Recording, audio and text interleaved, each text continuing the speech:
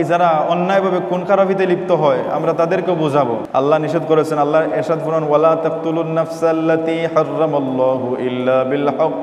আল্লাহ যাকে হত্যা করতে হারাম করেছেন তাকে ন্যায়সঙ্গত কারণ ছাড়া হত্যা করাটা হারাম। এই মানুষটা হতে পারে মুসলমান, হতে পারে অমুসলমান, যে ধর্মেরই হোক না কেন, ধর্ম বর্ণ কর্ম ছাপরে প্রথমে আমি দেখবো যে এই মানুষটা প্রকৃতপক্ষে দোষী কিনা এবং তাকে হত্যা করার উপযুক্ত কিনা। যদি হয়, বাংলাদেশের যেহেতু একটা আইন আছে, সংবিধান আছে, একটা রাষ্ট্র আছে, রাষ্ট্রের আইন অনুযায়ী সে যদি ফাঁসির উপযুক্ত হয়, হত্যার উপযুক্ত হয়, রাষ্ট্র তাকে হত্যা করবে। আমি নিজ হাতে আইন তুলে নিতে পারি না, আমি কাউকে হত্যা করতে পারি না, এই অধিকার আমাকে ইসলামও দেয় নেই, রাষ্ট্রও দেয় নেই, এটা দেয় নেই, আমি নিতে পারি না নিজ হাতে। যদি ইসলামী রাষ্ট্র হয় তাহলেও ইসলামী হুকুমতটা সেটা আদায় করবে, আমি নিতে পারি না। তাফসিরে আল্লামা ইবনে কাসির এনেছেন যে সুলতাতান আলাল কাতিলের উপরে, অর্থাৎ যে হত্যা করেছে তার উপরে অলির কর্তৃত্ব মানে হইল ফাইন্নাহু বিল খেয়ার ফিহি ইনশা কাতালাহু কাউদান, যে সে চাইলে তার বাবার বা তার হত্যাকারীর প্রতিশোধ হিসাবে তাকেও হত্যা করতে পারে, এটা জায়েজ। ওয়া ইনশা আফা আনহু আলা দিয়া, অথবা কিছু দিয়ত নিয়া, রক্তপণ নিয়া তাকে মাফ করে দিতে পারে, হত্যা না করে বরং কিছু নিয়া মাফ করে দিতে পারে। ও ইনশা আফা আনহু মাজ্জানান, অথবা বিনা দিয়তে বিনা জরিমানায়ও তাকে চাইলে মাফ করে দিতে পারে, যে আমার জন তো চলে গেছে, ওকে তো আর পাবো না, তাকে আর মেরে লাভ কি, আমি মাফ করে দিলাম। এরকম মানুষ আছে না, এরকম হইতে পারে, এরকম জায়েজ আছে। আর না হয় জরিমানা দিতে হবে, অন্যথায় সে তাকেও ফাঁসির জন্যে আবেদন করতে পারে, তবে নিজে দায়িত্ব নিবে না, নিজে ফাঁসি দিবে না, নিজে কতল করবে না। এই জন্যে নিজে নিজে হত্যা করার দায়িত্ব আল্লাহ কাউকে দেন নাই। আবার আল্লাহ বলেছেন এই আয়াতের শেষে যে ফালা ইউসরিফু ফিল কাতলে, তোমরা কতল করার ক্ষেত্রে বেইনসাফ করতে পারবে না, অপচয় করবে না, মানে বেইনসাফ করবে না। অর্থাৎ সে আমার বাবাকে হত্যা করছে, আমিও এই যে হত্যা করছে বাবার বদলা তাকে হত্যা করা জায়েজ, কিন্তু আমার বাবাকে হত্যা করলো বলে তাকে তো হত্যা করব, তার গোষ্ঠীর যত ছেলেমেয়ে আছে সবাইকে হত্যা করে ফেলবো, এটা জায়েজ হবে না। একজনের বদলা একজন, এটা আল্লাহ বলতেছেন, কিন্তু নিজে নয়, রাষ্ট্রের হুকুম অনুযায়ী।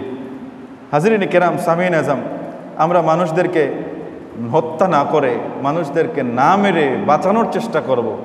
একজন মানুষ দোষ করতে পারে, দোষের বিচার আছে, অথবা আমি যদি কোনো বিচার না পাই আমি ধৈর্য ধরব, কারণ এই দুনিয়ার কোনো বিচারক যদি আমাকে সঠিক বিচার না করে দেয় তাহলে আমি ধৈর্য ধরব, আল্লাহর উপর ছেড়ে দিব, কারণ আমার আল্লাহ হচ্ছেন আহকামুল হাকিমিন।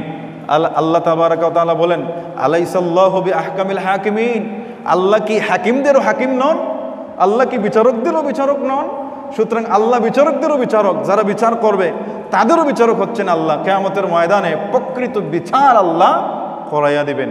আল্লাহ বলেন মান কাতালা নাফসান বিগাইরি নাফসিন আও ফাসাদিন ফিল আরদি ফাকান্নামা কাতালান নাসা জামিআ ওয়া মান আহইয়াহা ফাকান্নামা আহইয়ান নাসা জামিআ, যে কোনো মানুষকে কেউ যদি হত্যা করে সেটা ন্যায়সঙ্গত কারণ ছাড়া, অর্থাৎ জমিনের মধ্যে ফিতনা সৃষ্টি করছে, ফিতনাবাজ হিসাবে হত্যা করা হলো, অথবা রাষ্ট্রদ্রোহিতার কারণে, অথবা কোনো মানুষকে হত্যা করার কারণে তাকে হত্যা করা হয়েছে, এইরকম কারণ ছাড়া যদি কোনো মানুষ কাউকে হত্যা করে তাহলে আল্লাহ বলতেছেন ফাকান্নামা কাতালান নাসা জামিআ, সেজন্য পৃথিবীর সমস্ত মানুষকে হত্যা করলো, সমস্ত মানুষকে হত্যা করার মতো একটা পাপ করলো, অন্যায়ভাবে একজন মানুষকে হত্যা করে।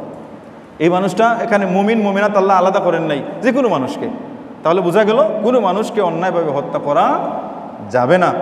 হাদিসের মধ্যে এসেছে যে আল্লাহর কাছে সমস্ত পৃথিবীটা ধ্বংস করে দেয়া আর একজন মানুষকে, মুসলমান একজন মানুষকে হত্যা করা সমান নয়, বরং আল্লাহর কাছে আরো কঠিন, যে একজন মানুষকে হত্যা করাটাও একটা দুনিয়া, একটা বিশ্বকে ধ্বংস করার চাইতে বড় অপরাধ। এই জন্য হাজরিন কেরাম, কোনো মানুষকে হত্যা করাটা জায়েজ নেই। আর অন্যত্র এসেছে ওমান ইয়াকতুল মুমিনান মুতাআম্মিদান ফাজাযাউহু জাহান্নামু খালিদান ফিহা, যে ব্যক্তি ইচ্ছা করে কোনো মুমিনকে হত্যা করবে সে চিরস্থায়ী জাহান্নামী হবে। কোনো মানুষকে হত্যা করতে যাব না, হত্যা করতে আমরা তাকে সহযোগিতা করব না। যে মানুষ কোনো মানুষকে হত্যা করতে সহযোগিতা করবে আল্লাহ রসুল ইরশাদ ফরমান, মান আআনা আলা কাতলি মুসলিমিন ওয়ালাউ বিশাত্রি কালিমাতিন, কোনো মানুষকে হত্যা করার জন্য যে অর্ধেক একটা শব্দ দিয়া, একটু ইশারা দিয়া, যে ওনাকে কোথায় দেখছেন, ওইখানে দেখছি, এইরকমের একটা ইশারা দিয়া, একটা কথা দিয়েও কোনো মানুষকে হত্যা করতে যে সহযোগিতা করবে, আল্লাহ রসুল ফরমান কিয়ামতের ময়দানে যা ইয়াউমাল কিয়ামাতে মাকতুবুম বাইনা আইনাইহি আইসু মির রাহমাতিল্লাহ, কিয়ামতের ময়দানে তার দুই চক্ষুর মধ্যখানে মানে কপালের মধ্যে লেখা থাকবে আইসু মির রাহমাতিল্লাহ, যে এই আল্লাহর রহমত থেকে বঞ্চিত, নাউজুবিল্লাহ। তার কপালের মধ্যে লেখা থাকবে আল্লাহর রহমত থেকে বঞ্চিত, অর্থাৎ কিয়ামতের ময়দানে সে আল্লাহর রহমত পাবে না, রাসূলুল্লাহর সুপারিশ নসিব হবে না। এই সামান্য একটা শব্দ দিয়া অন্য মানুষকে হত্যা করার সহযোগিতা করার কারণে এই মানুষটাও যাবে জাহান্নামে, নাউজুবিল্লাহ মিন যালিক। এই জন্য উচিত নয় কোনো মানুষকে হত্যা করার ক্ষেত্রে সহযোগিতা করা। আল্লাহ রসুল আল্লাহ ফরমান, ওমান আহিয়াহা ফাকান্নামা আহিয়ান নাসা জামিআ, কোনো মানুষ যদি কোনো মানুষকে বাঁচানোর চেষ্টা করে, একজন মানুষকে যদি সে বাঁচাইতে পারে ধ্বংস হওয়া থেকে, মৃত্যু থেকে, তাহলে সে যেন পৃথিবীর সমস্ত মানুষকে বাঁচাইলো সমপরিমাণ সওয়াব আল্লাহ তাকে দিবেন, সুবহানাল্লাহ। যেমন কোনভাবে, বিভিন্নভাবে আমরা বাঁচাইতে পারি। একজন মানুষ তাকে হত্যা করতেছে, এই জালিমের হাত থেকে আমরা তাকে বাঁচাইব। আমরা করি কি? তা দেখা যায় যে আমরা দেখি বিভিন্ন জায়গায় এই মারতেছে, কিন্তু ভিডিও করতেছে, কিন্তু তাকে বাধা দেয় না। এই যে একজন মানুষকে ফাতর মেরে মারলো, ভিডিও করতেছে কিন্তু তাকে মারতেছে না, খুবাইয়া মারতেছে, ছুরিকাঘাত করে মারতেছে, কিন্তু মানুষ ভিডিও করে কিন্তু গিয়ে আটকায় না। অথচ 10 জন মানুষ একত্রিত হইয়া যদি যাইতো ধরতো, তাহলে জালিমকে আটকাইতে পারতো, কিন্তু আটকায় না, ভিডিও করে, নাউজুবিল্লাহ মিন যালিক। এটা কিন্তু উচিত নয়। কিয়ামতের ময়দানে আল্লাহর কাছে আপনি যে ভিডিও করে ভাইরাল করে আপনি যে বেঁচে যাবেন এমন নয়। কিয়ামতের ময়দানে এই কারণেও দেখে কেন আপনি বাধা দিলেন না, তার কারণেও জাহান্নামে যাওয়া লাগবে, সহিহ হাদিস আছে। এই জন্য আমাকে বাধা দিতে হবে, বাধা দিতে হবে। দেখেন বিভিন্নভাবে বাঁচানো যায়, জালিমের হাত থেকেও বাঁচানো যায়। এরপরে ওমান আহিয়া আর ব্যাখ্যার মধ্যে ইবনে কাসির এনেছেন যে আনজাহা মিন গারকিন, একজন মানুষ ডুবে যাচ্ছে পানির মধ্যে, এই ডুবন্ত মানুষটাকে যদি আপনি বাঁচান, আপনি যেন সমস্ত মানুষকে বাঁচাইলেন। আও হারকিন, অথবা একজন মানুষ পুড়ে যাচ্ছে, আগুনে পুড়ে যাচ্ছে, এখান থেকে যদি একজন মানুষকে আপনি বাঁচান, যেন সমস্ত মানুষকে আপনি বাঁচাইলেন। আও হালাকা, একজন মানুষ ধ্বংস হয়ে যাচ্ছে, এই মুহূর্তে যদি আপনি তাকে গিয়ে বাঁচান, তাহলে আপনি যেন সমস্ত পৃথিবীর মানুষকে বাঁচাইলেন, একজন মানুষের জান বাঁচাইয়া। আল্লাহ যেন আমাদেরকে তৌফিক দান করেন মানুষকে বাঁচানোর, মানুষের সেবা করার, এবং যারা এই খুন খারাপিতে লিপ্ত, ফিতনা ফাসাদে লিপ্ত, তাদেরকে যেন বুঝাইয়া আমরা যেন তাদের এই রকমের কাজ থেকে বিরত রাখতে পারি। এটা আল্লাহ যেন আমাদের তৌফিক দান করেন।